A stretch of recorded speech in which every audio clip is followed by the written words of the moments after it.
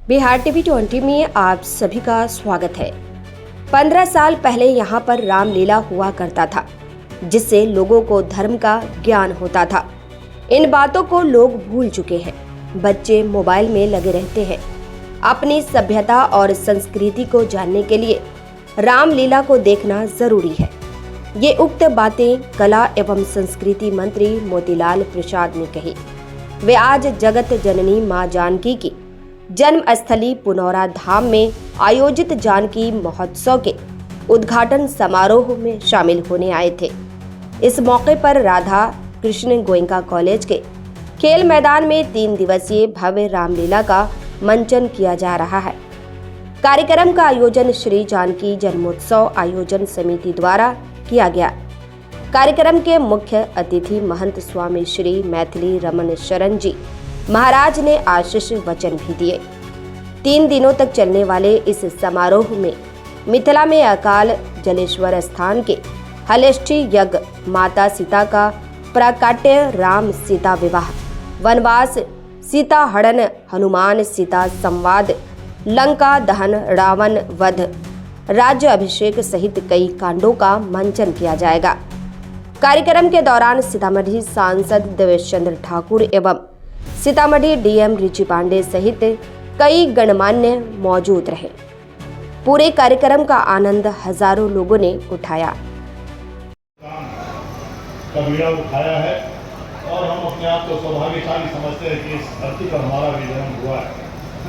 और सिर्फ ये हमारा जन्म नहीं हुआ है, ऊपर वाले ने हम पर एक कर्तव्य दिया है, बोझ दिया कि माँ सीता की जन्म पर धरती पर आप जा रहे हैं, तो यहाँ पर माँ सीता को फिर से स्थापित करने का आपको काम करना है।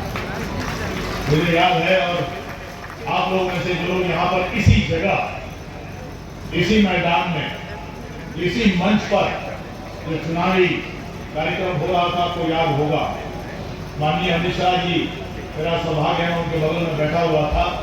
उन्होंने मेरे काम में पूछा, देवेश जी क्या 2-3 महत्वपूर्ण चीज है मुझे बता दीजिए। मैंने कहा, माननीय मंत्री जी, मात्र 2 चीजें आप यहाँ घोषणा कर देंगे तो मेरा चुनावी नैया जो है आज ही पार हो जाएगा, मैं आपको बता दूं। मैंने कहा कि माँ सीता की धरती है।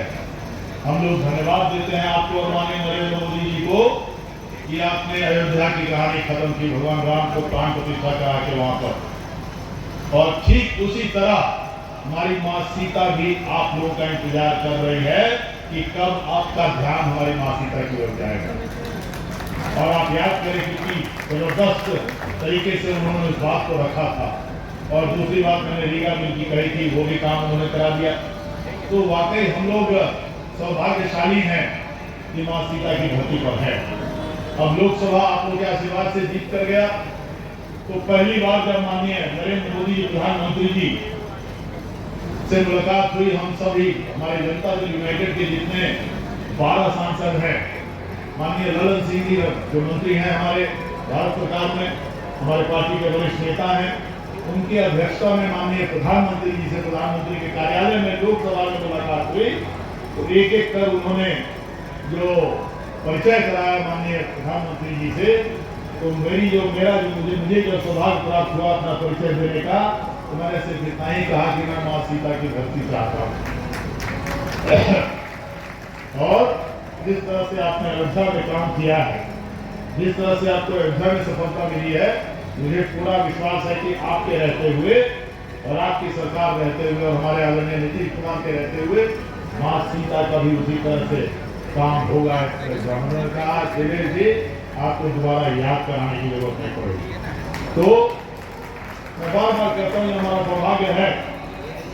और हमने अपने लोकसभा के प्रश्न में दिया, चर्चा के समय दिया, प्रश्न नहीं चर्चा के समय मैंने कहा माननीय रेल मंत्री जी को, माननीय रेल मंत्री जी आपका सारा काम बहुत अच्छा है और आगे भी अच्छा काम करेंगे मैं जानता हूं, लेकिन आपके काम में 4 चांद तब लगेगा जब आप अयोध्या से सुबह गाड़ी खोलेंगे और माँ सीता की धरती पर आकर वही ट्रेन यहाँ से लौट के अयोध्या चली जाए, ताकि लोग एक दिन दोनों माता सीता के और भगवान राम का दर्शन कर सके। तभी मैं समझूंगा आप सफल रेल मंत्री भारत सरकार के।